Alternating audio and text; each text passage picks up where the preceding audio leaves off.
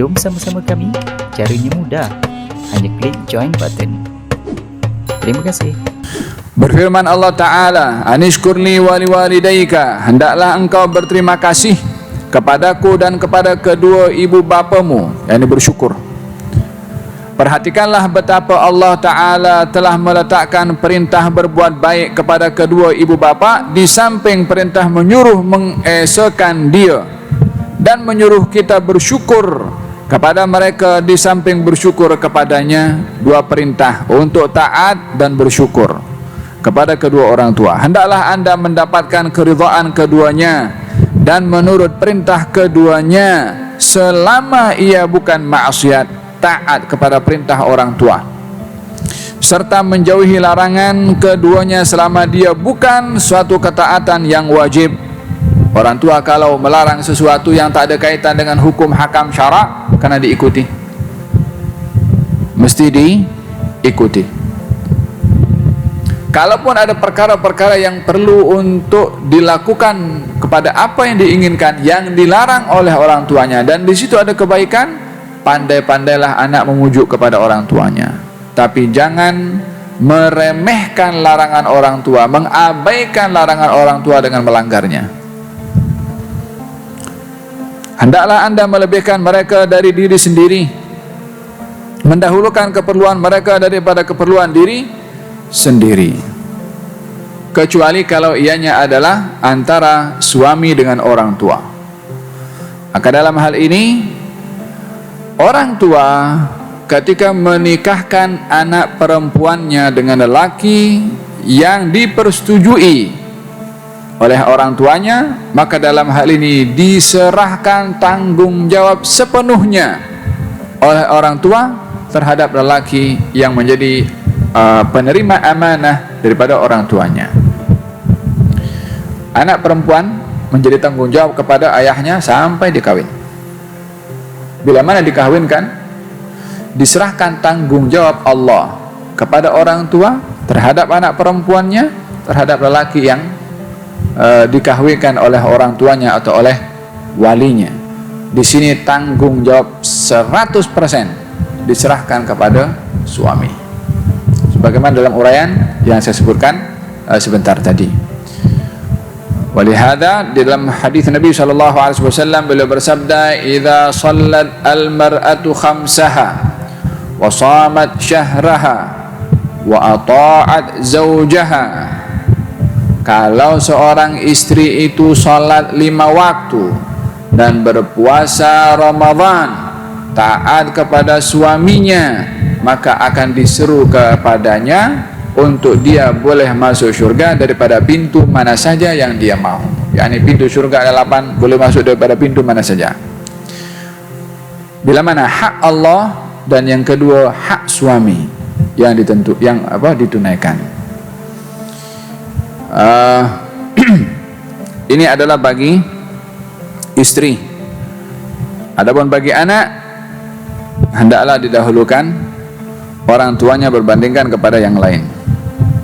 Termasuk menderhaka apabila anda menyakiti keduanya dengan menahan bantuan atau apa saja yang baik untuk menyampaikan kepada keduanya, apatah lagi kalau dengan memasamkan muka atau dengan mengherdik mereka. Usahakan bahasa bercakap dengan orang tua itu selembut mungkin. Jangan potong orang tua ketika bercakap, hatta terkadang orang tua itu membebel. Biarkan diam sampai selesai. Apa yang perlu anda sampaikan, sampaikan elok-elok dengan lemah lembut, khususnya bila mana sudah sampai peringkat usia tua. Jangan suka mengeluh berhadapan dengan orang tua yang sudah tua, bila mana berhadapan dengan pelbagai macam perangai. Karena orang tua kita pun tak pernah mengeluh ketika mendidik kita di masih kecil. Sakit ya dilayan, lapar disuap, nak mandi dimandikan, susah dihibur, nangis didukung. Tak pernah mengeluh pun kepada kita. Ketika sudah usia tua kepada orang tua, kita pun jangan mengeluh. Layan seperti mana dituntut oleh syarak.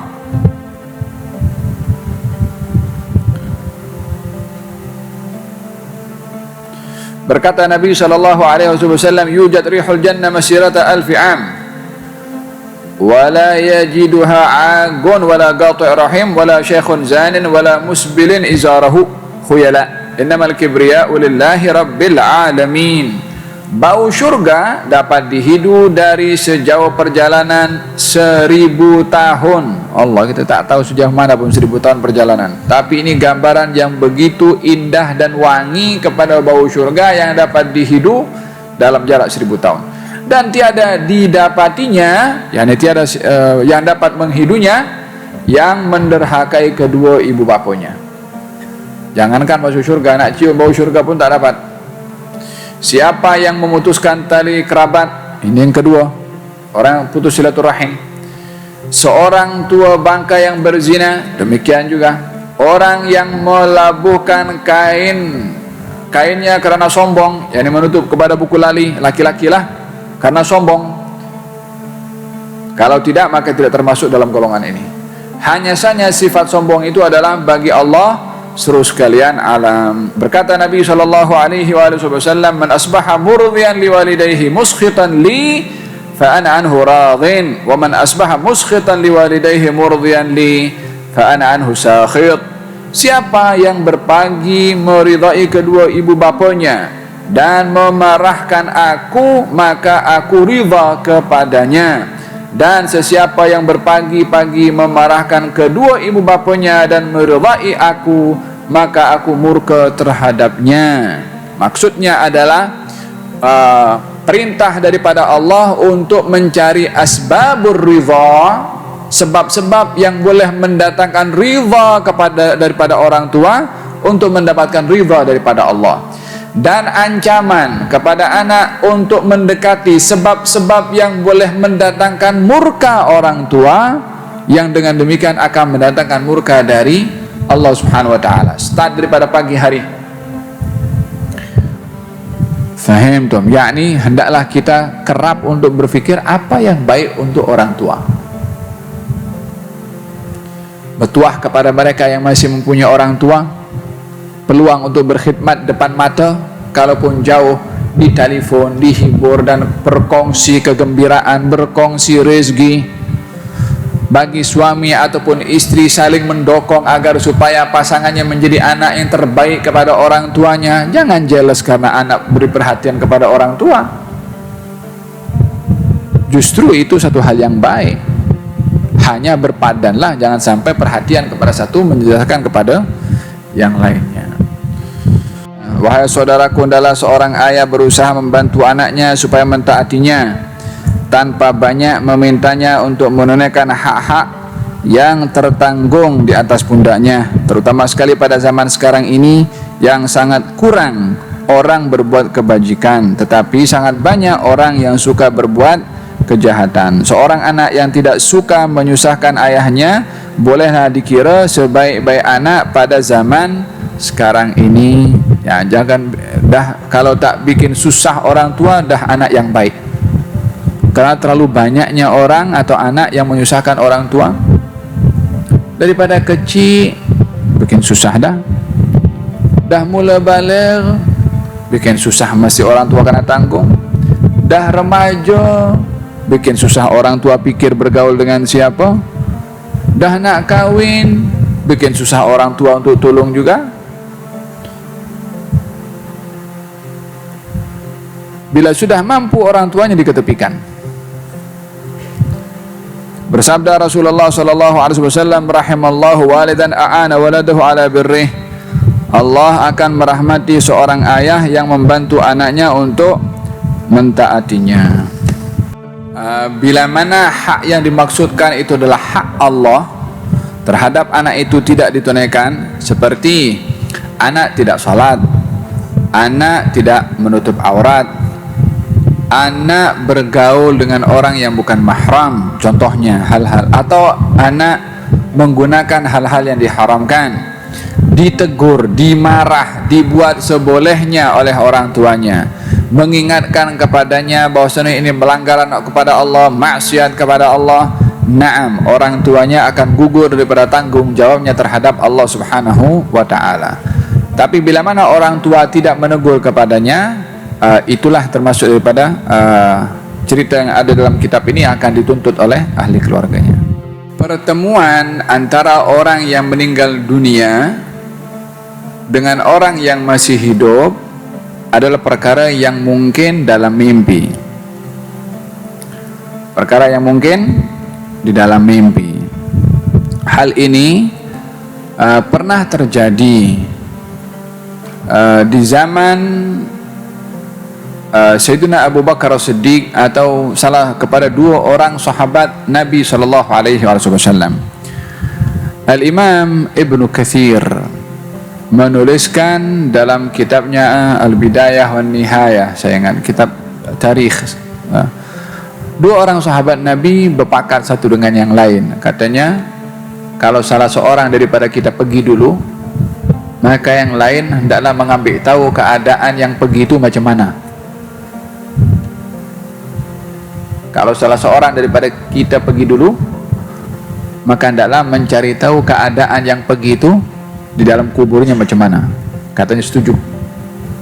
Jadi orang ini rapat sangat. Sehingga salah seorang daripada mereka ketika meninggal dunia, maka yang hidup itu menginginkan untuk melihat keadaannya. Adakah ada amalan yang dia buat atau falhasil dia ingin nak jumpa, sebab mereka dah berpakat pada awal hidupnya nak tengok keadaan di alam barzakhnya macam mana. Maka satu hari dia bermimpi. Dalam mimpinya dia jumpa dengan kawannya yang masih hidup. Kawannya masih hidup ni jumpa dengan kawannya sudah meninggal dunia. Maka ditanya, dalam mimpi itu ada perbualan. Ditanya, bagaimana keadaanmu di alam sana? Katanya, aku diampunkan oleh Allah Subhanahu wa taala, segala puji bagi Allah. Dinampak pada leher atau pada anggota badan orang yang meninggal dunia itu macam ada satu kesan calar. Kemudian ditanya, itu kesan calar itu apa? Katanya, aku ada hutang kepada fulan yang belum aku sempat bayar, tetapi aku dah siapkan duit tu untuk bayar dan aku simpan di rumahku di tempat ini dan tempat ini. Engkau tolong pergi ambil dan bayarkan kepada si fulan yang aku berhutang dengannya. Dan di rumahku beberapa hari yang lalu ada kucing yang mati, dan aku mengetahui kalau anakku sekarang sedang sakit. Kemungkinan sakitnya anakku ini akan membawa kepada kematian. Kau jangan kira kami yang sudah pergi ini tak tahu apa yang berlaku dengan keluarga. Lepas itu bangun. Dia pergi jumpa rumah keluarga orang yang meninggal dunia. Ahli keluarganya menyambut kedatangannya, karena anak-anaknya tahu ini kawan ayahnya. Falhasil minta izin untuk pergi ke satu tempat. Didapati di tempat itu duit yang dikatakan ketika dalam mimpinya itu dengan jumlah yang persis. Diambil itu duit, dibawa pergi ke tempat orang yang menghutangi kepada dia. Ditanya, bagaimana kamu berteman dengan fulan bin fulan yang sudah meninggal? Katanya dia orang baik, tapi dia ada hutang kepada aku yang dia tak bayar. Berapa hutangnya? Sebiji duit yang ada dalam kantong itu jumlah yang disebutkan oleh orang menghutangi itu kepada orang yang berhutang tadi. Ini duitnya, dibayarkan. Ditanya kepada ahli keluarganya, apa yang berlaku kepada kamu dalam hari-hari ini? Kalau tak ada apa kecuali beberapa waktu yang lalu kucing mati. Dua perkara betul. Yang ketiga, didapati salah seorang daripada ahli keluarganya yang sedang berada dalam keadaan sakit. Dia dah dapat tahu daripada khabar yang dia dapat daripada mimpinya kalau ini sakit akan membawa kematian, tapi dia tak bagi tahu bahwasanya dia akan mati. Hanya berpesan, jagalah anak ini. Tak lama daripada itu meninggal dunia. Jadi pertemuan dengan orang sudah meninggal dunia dalam mimpi adalah warid di banyak banyak riwayat. Di zaman Sayyidina Abu Bakar pun pernah berlaku juga seorang dicuri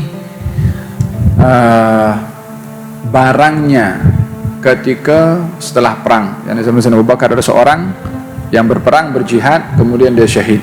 Barang yang dibawa itu dalam peperangan itu dicuri oleh salah seorang. Ketika dicuri, orang lain yang mimpi, barang aku dicuri oleh fulan bin fulan. Pun didapati memang barang itu ada. Dan adalah banyak lagi berkenaan dengan hal yang diriwayatkan oleh para ulama tentang hal yang sedemikian. Dan dengan begitu, pertemuan antara orang sudah meninggal dunia kepada orang hidup melalui mimpi adalah warid, tapi tidak merupakan satu kewajiban untuk mengimani apa saja yang dilihat dalam mimpinya. Yani bukan satu kewajiban, karena yang namanya di alam mimpi ini bukan alam nyata, sementara dalam hukum hakam terkait dengan alam nyata dan juga bukan alam mimpi. Contohnya, kalau seorang bermimpi, dalam mimpinya dia jumpa dengan si fulan yang sudah meninggal dunia. Katanya mengatakan, fulan tu dia ada hutang kepada aku, tak bayar. Maka dia pergi kepada fulan tu, "Hai, kau ada hutang kepada si fulan tu, tak bayar." "Mana ada, tak ada. Aku akan bawa kau kes ke mahkamah." Dia nak tuduh apa? "Ya, aku dapat mimpi daripada si fulan tu bagi tahu kepada hakim." Mana boleh hakim akan terima benda ini? Tak boleh. Kewajibannya untuk mengimani dan mengilzamkan kepada orang tidak, karena hal dalam mimpi tidak sampai kepada peringkat pelaksanaannya di dalam alam yaqظah, kecuali pernah berlaku di zaman Sayyidina Abu Bakar As-Siddiq radhiyallahu anhu wa arda. Adapun pertemuan antara baginda dalam peristiwa Isra Mi'raj, baginda Rasulullah bertemu dengan para anbiya yang sudah pun wafat dan sudah meninggal dunia. Bertemu dengan Nabi Musa, bertemu dengan Nabi Ibrahim dan semualah. Dalam Nabi dan peristiwa Isra Mi'raj berjumpa dengan Nabi Musa di langit yang kelima, berjumpa dengan Nabi Musa di kuburnya ketika berada di dunia, walaupun Nabi Musa sudah wafat. Bukankah turunnya salat kewajiban daripada 50 menjadi 5 adalah percakapan antara Nabi Muhammad dengan Nabi Musa? Bukankah Nabi Musa sudah wafat? Ya, sudah wafat. Ini pun pernah terjadi kepada baginda Rasulullah sallallahu alaihi wa ala alihi wa sahbihi wasallam. Hal-hal yang sedemikian Allah memberikan kepada baginda Rasulullah sallallahu alaihi wasallam sebagai satu keistimewaan dengan dihimpunkan seluruh para anbiya yang sudah berada di alam arwah untuk berikrar akan kepimpinan Nabi SAW terhadap mereka secara keseluruhan. Ini adalah bahagian daripada beberapa sandaran riwayat yang diceritakan berkenaan dengan hubungan orang yang masih hidup dengan orang yang sudah wafat. Faham dong? Hal-hal yang seperti ini baik kalau tidak dibahaskan secara umum yang sukar kepada orang untuk memahaminya disebabkan perbezaan alam ini sendiri, dan tidak sepatutnya tidak semua perkara mesti diceritakan melalui Facebook atau diviralkan.